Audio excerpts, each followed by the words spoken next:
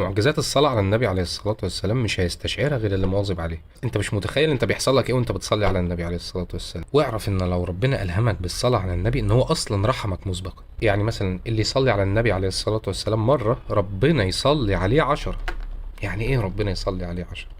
ربنا قالها في القرآن: هو الذي يصلي عليكم وملائكته ليخرجكم من الظلمات إلى النور. تعرف يعني ايه يخرجكم من الظلمات إلى النور؟ يعني لو في هم يخرجك منه، معمول لك سحر يتبطل، في ضلال يهديك، في ذنب معطل لك حياتك كلها ومش عارف ايه هو يعرفك ايه هو ويكرهه لك كمان ويخلي قلبك كاره الذنب ده، في فقر يخلصك منه ويغنيك. يعني من الآخر ربنا بيساعدك. في ناس تقول لك أنا بصلي على النبي ومفيش حاجة. طيب هو ربنا أصلا موجه الكلام ده لفئة معينة من الناس، يعني في فرق بين المسلم والمؤمن والكافر. ربنا هنا كان بيخاطب مين؟ يخرج مين من الظلمات إلى النور؟ نقول الآية تاني: هو الذي يصلي عليكم وملائكته ليخرجكم من الظلمات إلى النور وكان بالمؤمنين رحيما. ما قالش بالمسلمين، هو بيكلم المؤمنين. وفي آية تانية: يا أيها الذين آمنوا صلوا عليه وسلموا تسليما. بيكلم المؤمن.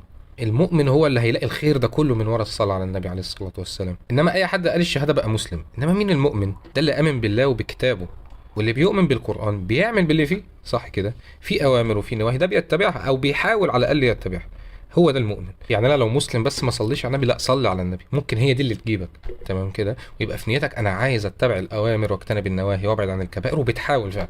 تاني فضل للصلاه على النبي عليه الصلاه والسلام: النبي نفسه بيدعي لك لما بتصلي وتسلم على سيدنا محمد. في حديث ان ربنا بيرد لسيدنا محمد روحه، بيرد لك السلام. يعني ايه السلام؟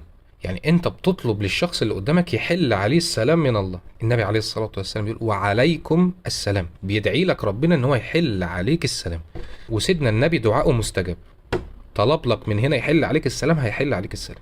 حتى ربنا قال في القرآن: لا تجعلوا دعاء الرسول بينكم كدعاء بعضكم بعضا. فدعاء سيدنا النبي حاجة ودعاء الأمة كلها حاجة تانية خالص. فيا بخته اللي سيدنا النبي يرد له السلام ويدعي له. ثالث فضل للصلاة على النبي عليه الصلاة والسلام: سيدنا النبي بيقول: أقربكم مني منزلة يوم القيامة أكثركم صلاة علي. كل ما تكتر من الصلاة على النبي كل ما تبقى قريب قوي من سيدنا النبي في الجنة، يعني مع سيدنا النبي في الفردوس الأعلى كمان. عشان كده الصحابي اللي راح لسيدنا النبي قال له: كم أجعل لك من دعائي وصلاتي عليك؟ قال له الربع. قال له: إن شئت وإن زدت فهو خير لك. كل ما تزود خير ليك أنت.